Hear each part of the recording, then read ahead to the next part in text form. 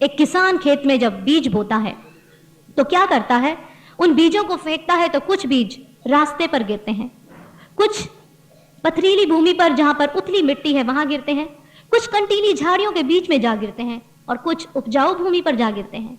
कहते वो बीज जो रास्ते पर गिर जाते हैं उन्हें पक्षी चुग कर ले जाते हैं, और वो जो उथली मिट्टी पर पथरीली भूमि पर आते हैं, सूरज की कोमल किरणें पड़ने पर जब वो जमीन में दब जाते हैं, वो नन्ही सी कोपल बनकर सर तो उठाते हैं लेकिन जड़ें गहराई को नहीं पकड़ पाती और वो मर जाते हैं, कुम्हला जाते हैं।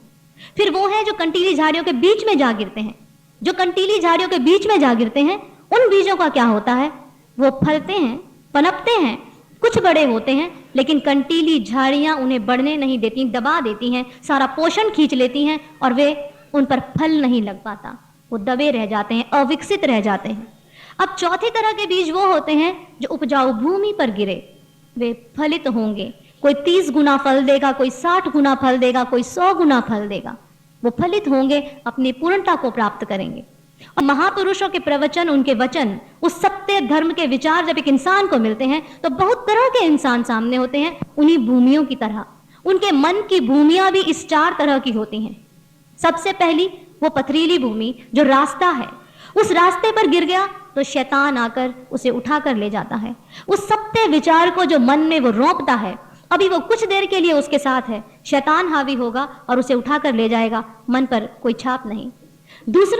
दूसरा वो जो पथरीली भूमि पर गिरा, उथली मिट्टी में, वो कुछ देर के लिए मन पर टिका, कुछ देर के लिए विचार किया, मनन किया, कुछ देर की शांति मिली, तत्पश्चात भूल गए, उसका असर खत्म हो गया कि बाहर अपने रोजमर्रा की जिंदगी में फिर जिंदगी लग गई।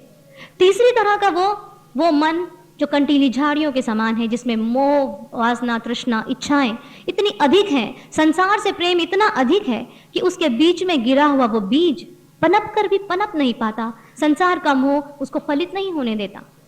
और चौथा वो जो उपजाऊ भूमि है, ऐसा मन जो पूरी तरह से उस परमात्मा के विचारों को अपने अंदर समेट लेने के लिए तैयार है।